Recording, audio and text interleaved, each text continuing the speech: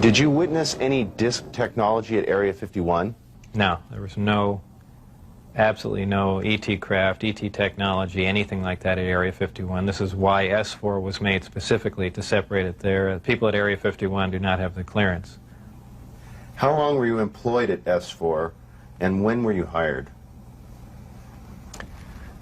When was I hired at S4? I guess early '89, and I was probably there only about 6 months or so, on a very infrequent basis. How were you transported to and from work? At the time that I was working there at McCarran International Airport in Las Vegas, there was a Special Projects EG&G building. When I was told to go to work, I drove there, parked my car there, and got in a plane at the airport, flew to Groom Lake, where I deplaned and waited for a bus, and the bus drove me down to S4. The S4 facility is an area just off the Papoose lake bed, dry lake bed, and it consists of 9 hangars. The hangars have sloped doors on them with a sand texture coating. Around the opposite end of the hangars, there's the standard entrance where you're dropped off at, go through a security check, and inside there's a small complex. There's some office space, there's several laboratories, the hangars themselves, of course, and a few other places. I didn't have free rein to go wherever I wanted to. Everywhere I went to, I was essentially escorted, so that was really all about that I saw. Inside the facility, what was the basic layout? Were there underground levels? I don't think there were any underground levels to it, though there could have been. I don't think it was an extensive underground facility. It just looked like an installation that was butt up against a mountain. And I didn't see any evidence of any stairs going down, elevators, or but like I said, I don't know. There could have been, and I just might not have been permitted in those areas. It's difficult to really surmise how long it had been operational. Everything did look fairly new. By that I mean I don't think this installation was there in the early 70s. Nothing was worn. Things looked fairly freshly painted. So, as a ballpark guess, I would say it would really surprise me if the installation was older than 5, 7, 10 years, something like that. What agency is in charge of S4? Who controls the program? I was paid by the Department of Naval Intelligence, and what they're doing, researching extraterrestrial craft, is beyond me, but that's where my checks came from, so I can only assume that they were in charge of that. Did you see high-level government or military personnel at S4? No, not at S4. Anywhere in the overall facility at all? At Area 51, I believe I saw some military personnel, but no one I can identify or rank or. Is this research confined to the U.S. government, or did you see any international involvement? At one time, the Russians were involved, and supposedly there was some breakthrough made by our team, however this project was split up. And right after that happened, the Russians were no longer permitted on the facility at all. And that's all I know about it. What was discovered, why they were kicked out, when they started working with us, is all unknown to me. You were hired to replace a scientist killed in the project. What exactly happened there? Allegedly, obviously, I didn't see this, and I don't know it to be fact, but this is what I was told, that I was hired to replace one of a couple people that were killed while working on one of the reactors from one of the crafts. Apparently, they, for whatever reason, cut open an operating reactor, and the device exploded, killing both of them. The scientists that were killed there, allegedly the detonation from the explosion was fairly large. It would have rivaled a small tactical nuke. So it was done at the Nevada test site, and it was to be passed off as an unannounced nuclear test. Did you have any direct contact or communication with aliens? No, not at all. Tell us about the briefing files. Under what conditions did you gain access to them? I was put into the briefing room with 121 or 22 briefings, and really was just told to sit and read through them. I think they were there just to mainly educate me on what was going on. They weren't a complete in-depth explanation on everything else, but just essentially a brief synopsis on some of the other projects that were going on there. Supposedly, the information, now this isn't something that I determined, it's something I was told, that the crafts originated from a planet that orbited the Zeta Reticuli star system. Zeta Reticuli 1 and Zeta Reticuli 2 are two stars of a binary star system. The craft allegedly came from there. One or two autopsy photographs I saw dealt with just a small photograph, a bust shot essentially, just head, shoulders, and chest of an alien with a chest was cut open in T fashion and one single organ was removed. The organ itself in the other picture was cut and vivisectioned essentially. Showing the different chambers in there. This was totally unrelated to anything I was doing, but from that photograph it looked like what you see in UFO lore as the typical gray. So how tall it was from what I could see, I couldn't tell because I only saw a portion of the photograph, but if everything else you see is correct, I would imagine it was 3.5 or 4 feet tall. But there again, all I had to see was a photograph, and I didn't have much to go on. You mentioned these beings have historically interacted with man. How? What was involved there? Allegedly, this interaction has occurred since, man was a simian creature, and, there were genetic alterations made. How specifically did the briefings detail how the aliens manipulated our genetics over the centuries? It mentioned 65 or 63 corrections or additions to the genetic makeup that finally resulted in, a human creature. In an earlier interview, you had mentioned you saw what you thought may be an alien. Was it an alien? What did you see? What I had said and all that occurred was I was walking by a door that had a small 9x9 window in it, little wires running through it, and glanced in there, and there were two either technicians, scientists, or whoever they were, looking down at something. And what that something was caught my eye, and I never really did see what it was. A lot of people have asserted, well, there was an alien, and there are aliens working around there, and so on and so forth. I mean, I don't think that was the case. But who knows? I was, you're seeing all these fantastic things, and your mind gets going, and, you catch something out of the corner of your eye. Who knows what your mind's going to come up with? So I certainly wouldn't stand on that as fact by any means. What was the incident in 1979 that brought the alien exchange program of information to a halt? Again, this is a story that was relayed to me, and allegedly what happened in '79, there was some sort of information exchange going on where there were actual live aliens at the facility, and at one particular point there was an area where some security personnel went to enter, and apparently because of not the sidearms but the bullets in the sidearms, from what I understand, if they would have entered the area, the bullets would have detonated. And supposedly one of the creatures tried to stop the security personnel from entering the area, and a fight ensued. And the bottom line from the altercation was that the security personnel, I don't remember how many were involved, but were all killed, and they died of head wounds, and that's all that I heard of that story. What was your job description at S4? My official job description was a senior staff physicist.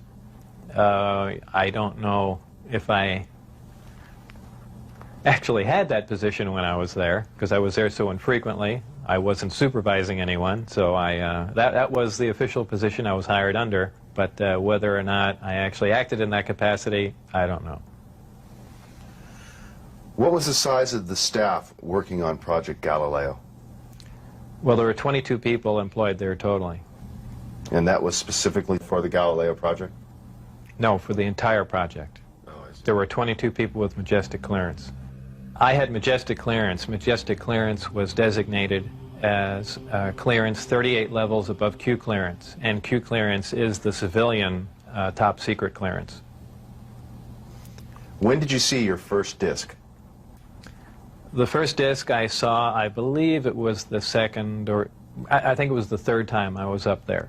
Normally the bus pulled around to the opposite end of the facility, which was the main entrance, and that's where we went in.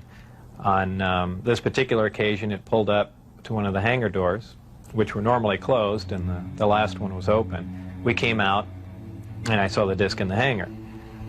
Upon seeing it, it struck me that, well, this explains all the UFO sightings, not thinking that it was an extraterrestrial craft, that this must have been some advanced form of fighter that we've been working on for years, and people have just caught it being tested, so on and so forth. And it never even occurred to me, even though I was looking at an extraterrestrial vehicle, that this wasn't man-made. When did you realize the craft was not of earthly origin? Well, it probably really hit me when I got inside the craft and looked around and began to understand how the craft was operated, and finally grasped the whole project as a whole, as what we were doing, the fact that we weren't building this thing, we were trying to find out how it was made. We were back engineering it. What is back engineering? Well, back engineering is taking a finished product and finding out how the device or product was produced, and essentially determining whether or not you can duplicate it. Now, scientists aside, what was your emotional response? What were you thinking were the implications to the world or man in general from these revelations? I really didn't think about implications of that sort. As far as emotionally, people have asserted that, boy, that must have been the most exciting time in your life, and that's not the way it was. When I first got to look inside the craft, all I can say, it's an ominous feeling. You walk in there and it feels as if you shouldn't be there. I know that sounds kind of corny, but it's a real ominous feeling. It's not an exciting feeling. It brings up a whole lot of questions in your mind. Well, where did this come from? And you know that they won't give you the answers to the whole story, but it's that's the only way I can describe it. How many craft are housed at S4, and are they in fact all dish-shaped? There are 9, and their shapes vary. I only got to do a close inspection on one of them. The others I just briefly saw, and they pretty much varied. I give everything nicknames there. The one I worked on was kind of sleek looking, and I gave it the name the Sport model. There was one that looked like a Jello mold. There was one that looked like a top hat. There was a disc that was turned up on its side, and it had a large projectile hole with the middle bent outwards on it. I can only surmise they were testing it to see if a projectile could penetrate it. Of course, it's just a guess on my part. But for the most part, they were pretty varied. How many times did you enter the disc, or did you only enter the Sport model? I only entered the Sport model. The other ones I wasn't allowed to loiter around, to go near, really even to look at. I just, at one point, walking through the hangar doors, all the bay doors between all the hangars were open, and I got a glimpse all the way down of the whole corridor, but that was the only time it was ever open. Tell us about the lower level of the craft, where the gravity generators are located. The lower level of the craft, the floor itself is hexagonal, little hexagonal squares, and the hatch, or if you want to call it a hatch, the access way to get in there, is an ingenious little assembly. It's a honeycomb structure. And if you put your fingers in one end of the honeycomb and push, all the honeycombs will collapse in on each other, making a hole. It's kind of a neat doorway, something that we could, use. I don't know what for, but I mean, it's something that I haven't seen before, and it's kind of a novel idea, but a very efficient, lightweight, very strong access way. I had to hang upside down in there to see the lower level, essentially, and there were 3 large gravity amplifiers.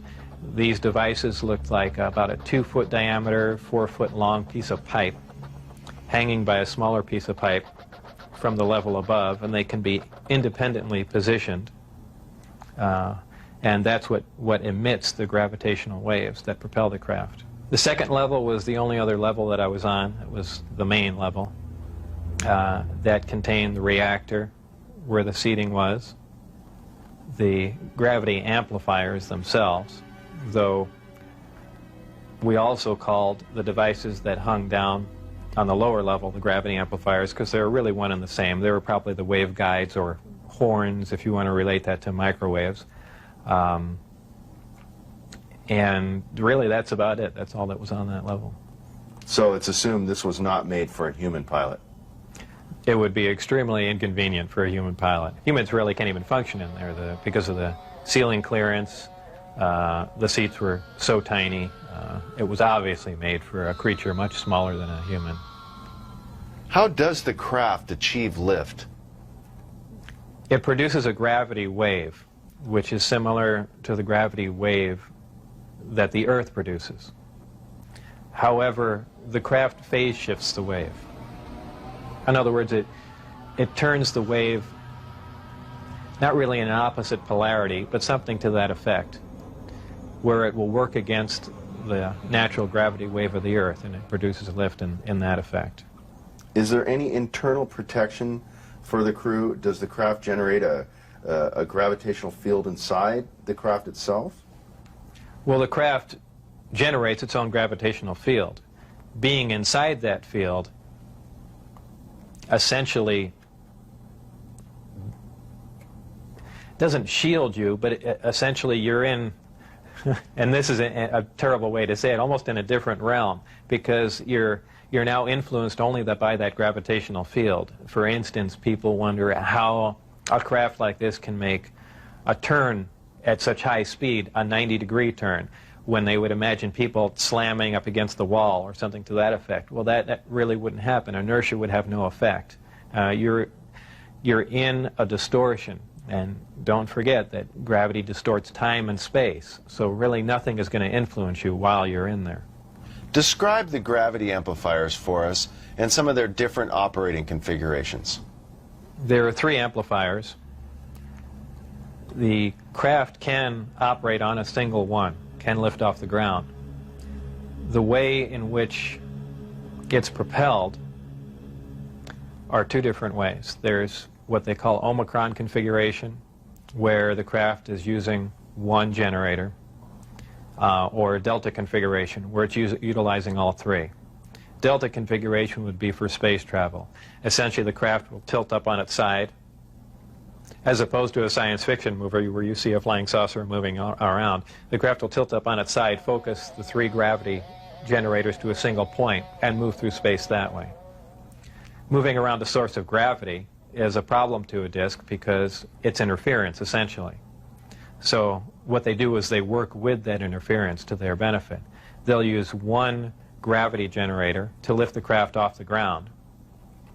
And as opposed to what we're used to, for instance, a plane, once it's in the air, we envision thrust or some force coming out the back of it to push it forward.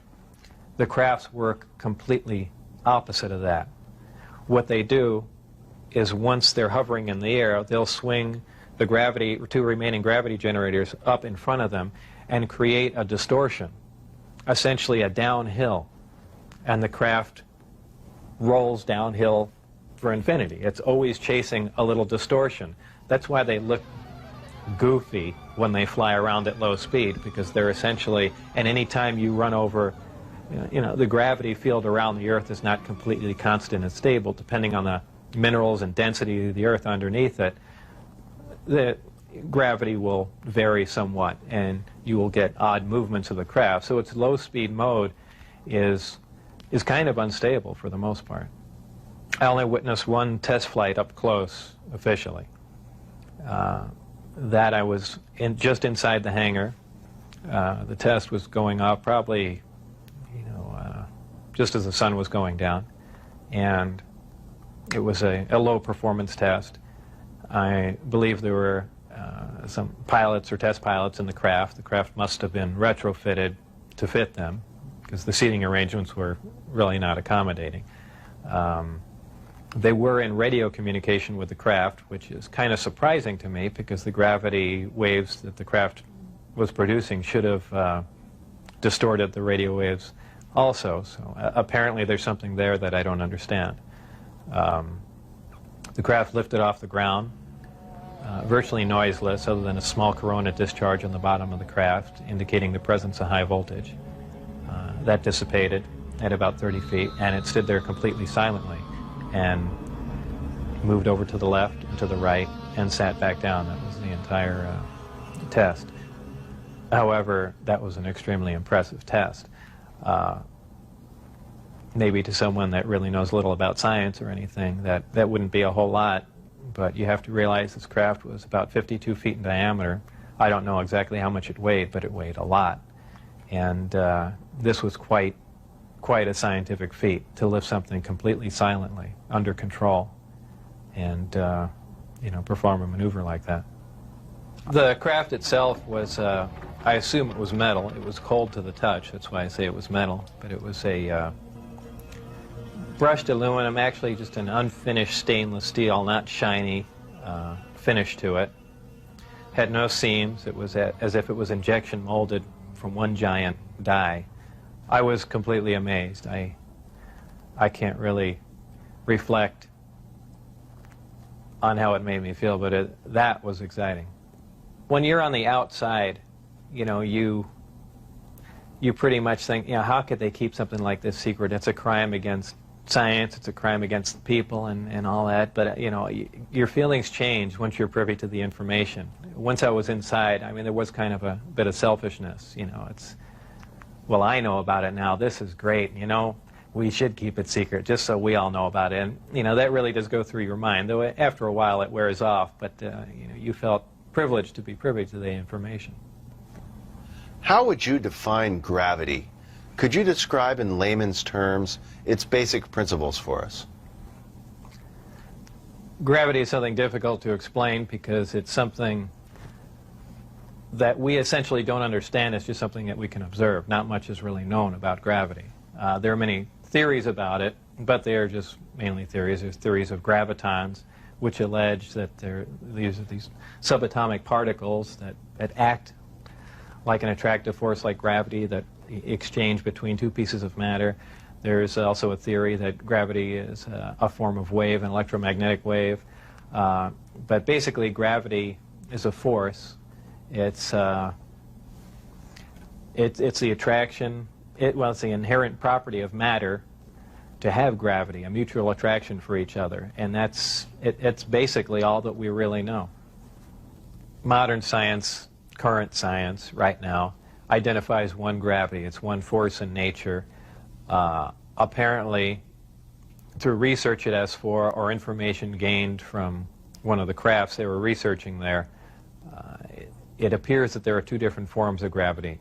One form works on an atomic scale, on subatomic particles, holding pieces of matter, holding atoms themselves together. Another works on a larger scale, the scale we're most familiar with, holding planets in orbit, holding ourselves to the ground, things of that sort. Because it produces a gravitational field, I wouldn't say the craft is invisible during the day. However, if you're under the craft, because of the way the gravity is being used, gravity bends time and space, and it bends light. If you are looking underneath the craft or from certain vantage points, you will actually see what's above the craft. It's really a trick of the way light bends under the influence of gravity. For instance, we can see stars that are behind the sun, that are blocked from our view by the sun. The reason we can see them is because the sun is a tremendous gravitational field and it's bending the light around it where we can see the star. Space-time and gravity are all essentially interrelated. They all act on one another. Gravity bends space. Gravity also distorts time. When you vary one, you essentially vary the other two. If you, as an example, if you have a massive body, say a planet or something that's making a lot of gravity, producing a lot of gravitational waves, if you will, it distorts space. It bends space to it. It also slows down time. These things aren't theories. We know them to be true. We cannot artificially create this because we can't create gravity. But this is how they're all interrelated. How are vast distances of space traveled by amplifying a gravitational field? Well, because space-time and gravity are all interrelated, if you could produce gravity artificially, an extremely intense field of gravity, what you could do is actually distort the distance between two objects and make it shorter. Not just distorting the distance, but now you're also decreasing the time, the actual time between the two places. So you're not traveling in a linear mode like flying a spacecraft from point A to point B. You've actually modified the time and the space that you travel in. So you're now traversing a huge amount of distance with little time, and actually with traveling little distance. As crazy as it seems, that's what's going on. What are some of the inherent problems with traveling at the speed of light? There are several problems traveling at the speed of light. Just a couple of them are the fact that as your speed increases, so does your mass proportionally. In other words, the more energy you put in to go faster begins to slow you down by the fact that it's converted into mass. You have other problems like just traveling at such an extreme velocity, navigational problems, the fact that you might run into little tiny micrometeorites at speeds like this. They would undoubtedly destroy your craft. There's just a whole host of problems that you're going to run into just attempting to do something like that. Aside from the fact the amount of energy required to accelerate to the speed of light is horrendous. Could you briefly describe Project Looking Glass and Project Sidekick for us? Project Sidekick was another project going on with Galileo. Galileo was the project that I was involved in. Sidekick dealt with any of the weapon potential of the craft, whether or not the craft had a weapon in it or could it be used as a weapon, but it had something to do with some sort of particle beam configuration where the gravity generator can be used as a lens to focus a weapon of some sort, similar to the SDI device we were working on in the 80s, but with the potential of a focusing device using the gravity generator. And Project Looking Glass? Project Looking Glass dealt with the distortion, the fact that there's a time distortion, essentially looking back in time, and by that I do not mean looking back years ago to see the wagon train days. They're looking for distortions that are milliseconds in time, and what that was used for, I don't know, but that was just observing the time, the time distortion, time dilation phenomena of the craft in operation. What is element 115? Is it found here on Earth, or is it strictly an extraterrestrial material? 115 is strictly an extraterrestrial material. It probably occurs naturally in some other places, maybe other star systems.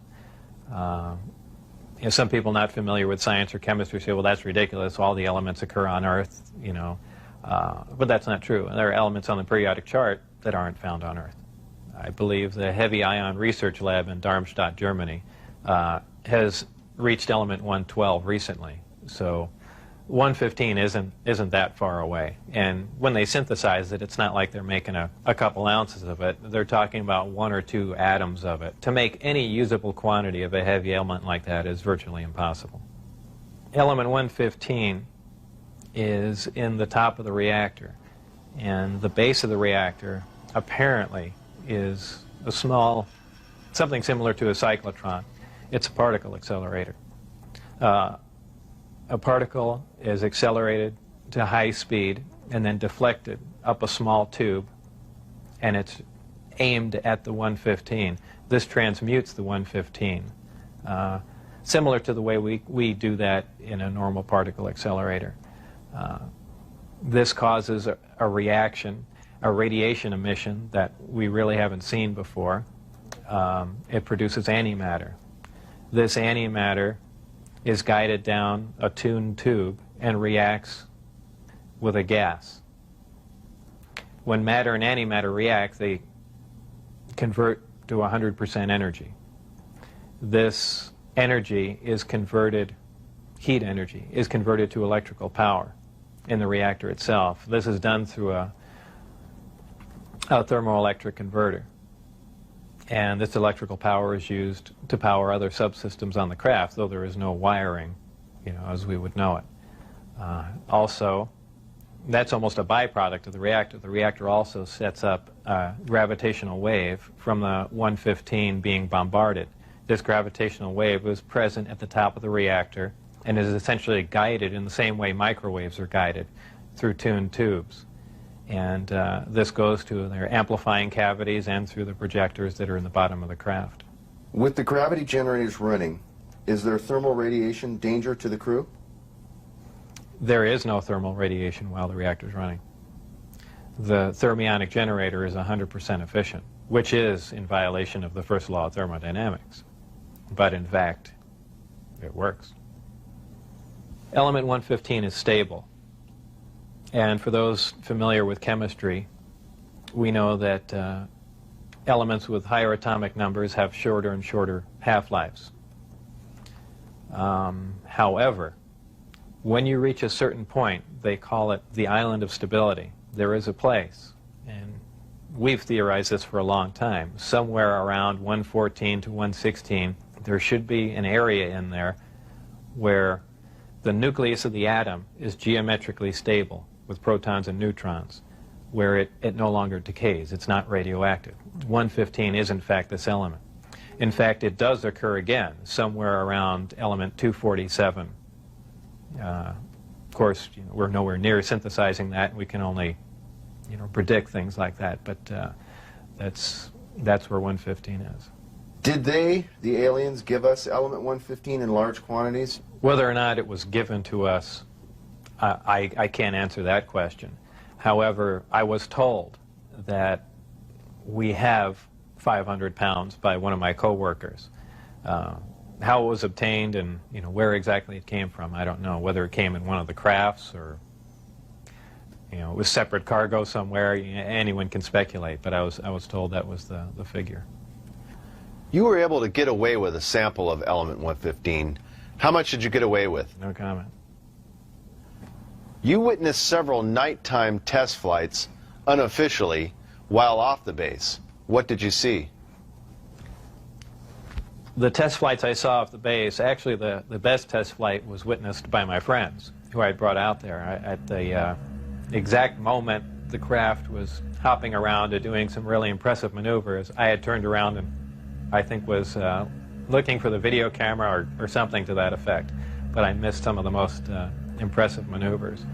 But the craft was similar to what was done before that I had seen close up, other than the fact that it went above the mountain range, moved a much greater distance at a much higher rate of speed.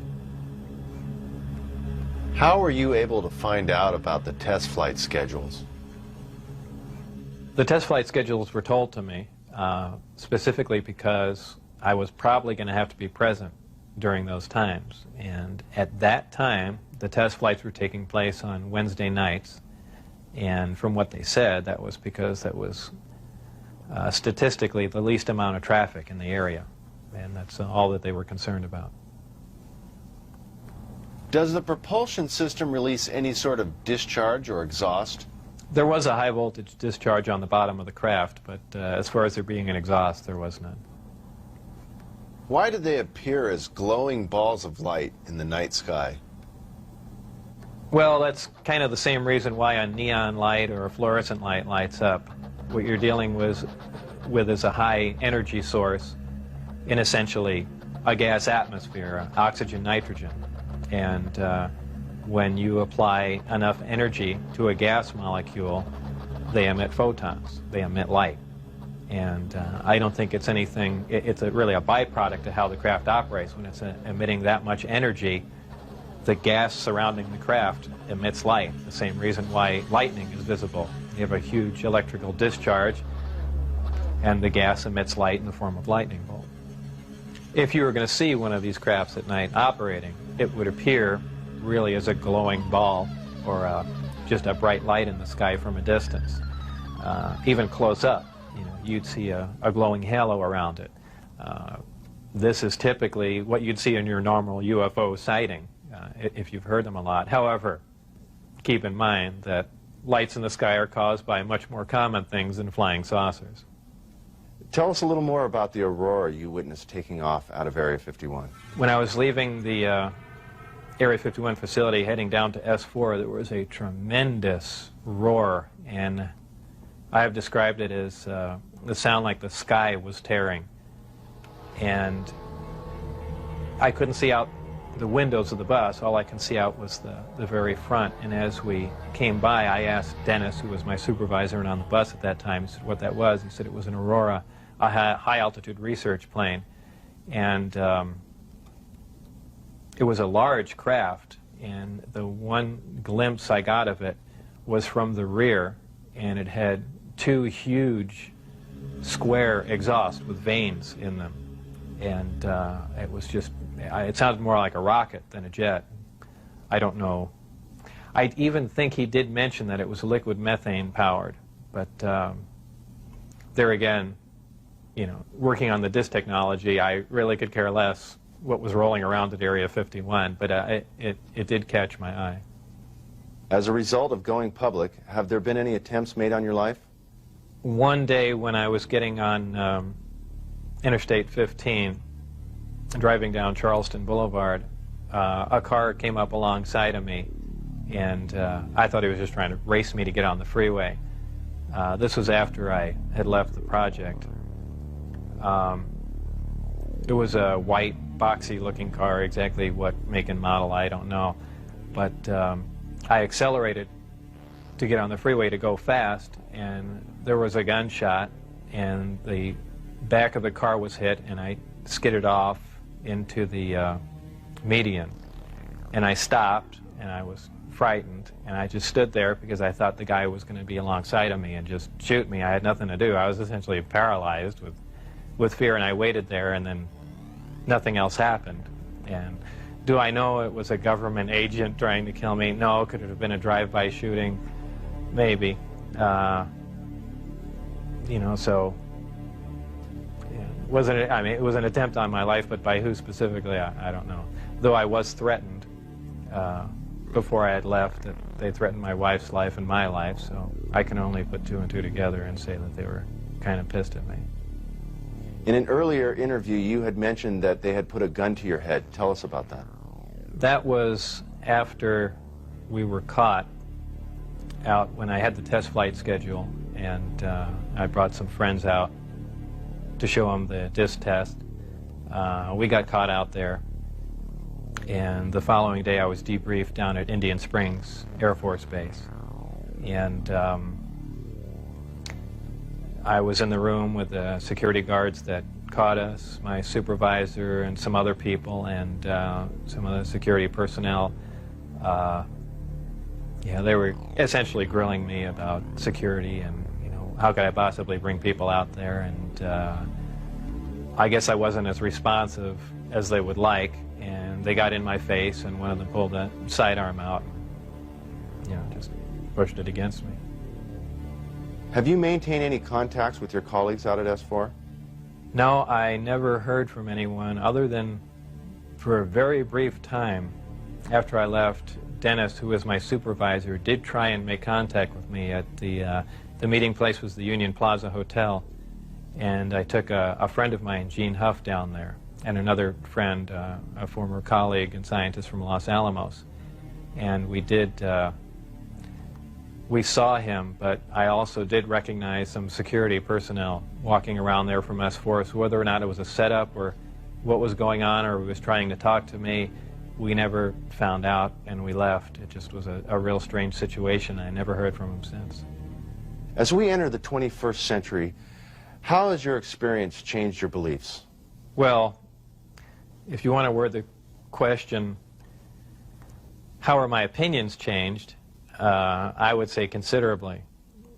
Before I was at S4, I was more or less one of the guys that thought, you know, all these government conspiracy and UFO buffs and things like that were complete lunatics. I even remember before I was involved there, a friend showed me a little newspaper clipping and said John Lear was giving a lecture who was touting that aliens from another world came to Earth and there's 70 different species. And I remember laughing on the phone that this guy had lost his mind. And I was also under the impression that, you know, boy, the government's all for the people and they, you know, they're out here to protect us and all that. You know, after the experiences I had there, everything is completely turned around. You know, the government is doing everything but looking out for us. I mean, the only thing they're looking out is for themselves. You know, obviously the ET craft do exist. Something had to build them, so there must be aliens. And since there are, and the craft are there must be some sort of factory and an entire civilization somewhere. And if in fact that is true, and it apparently is, then there must be others. Actual crafts and technology from another world. And that's probably the most important event in history. It kind of moved from science fiction into reality in my mind. And it really just, I guess, opened my eyes. The big thing is whether or not we can duplicate them. If we can understand what a device is or how something operates or what its physical makeup is, that's great. But if we can't duplicate it, it's useless to us. So there's really two phases to the project going on there. It's understanding what we're looking at, and then once we understand it, is can we duplicate it with earthly materials and earthly technology? And, you know, unless we've got a handle on both of them, all that technology is useless to us. And if it turns out we can't do that, all we have is one single prized possession that we have to take care of, and that's it. After all that's been said and done, would you do this over again? What would you do differently? I would probably have played along for a longer time.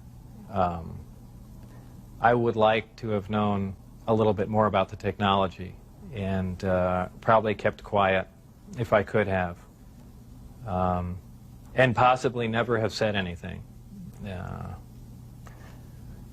I almost wish I had done that. You know, it's it's really only caused headaches and problems. But I believe if I was given the opportunity again to go back in time and redo it, I think I pretty much would have just shut up and gone along with the program.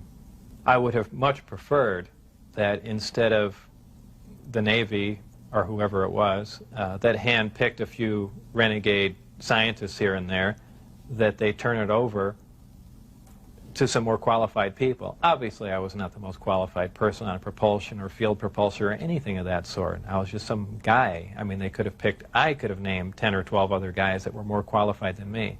But, you know, if they turned it over to the scientific community and not just a couple guys here in the United States, I mean, you need a large group of people in a large lab to research what's going on there, not a little quiet installation. It's the security itself that prevents them from getting anywhere. I mean, they never do work hand in hand. You can't have a military mind. Science itself must communicate. You have to have a free exchange of ideas. That's how things progress. And when you clamp down on a security system like that, where you work in isolated groups and ideas cannot be exchanged, you don't get anywhere, and that's the problem they have. What does the future hold for Bob Lazar? Well, I'm not really involved in any of that stuff anymore. That's kind of put behind me. I have my own businesses that I work at, some computer graphics, some consultation, other technical jobs, radiation detectors, and a few other things like that. So really, I just go about my life, and that's, you know, something that happened that was fantastic, and it's over, but it's kind of hard to shake it loose, but eventually I will, and that'll be that. I think all the surveillance and everything stopped. I don't think anyone's bothering to monitor me. I've said everything that I know. It's been all over the place, so it's kind of a done deal. As far as whether or not there are any craft out there, I believe, you know, they were out and gone in probably the late '89, early '90, and the only thing people see now out there are, you know, either flares or planes coming into land, but that's about it. Did you have an interest in flying saucers or science fiction in general as a child? I was never interested in flying saucers as a child. Science fiction, you know, I watched Star Trek, I guess, with everyone else back then, but for the most part, you know, I didn't even believe in flying saucers up until I was employed at S4.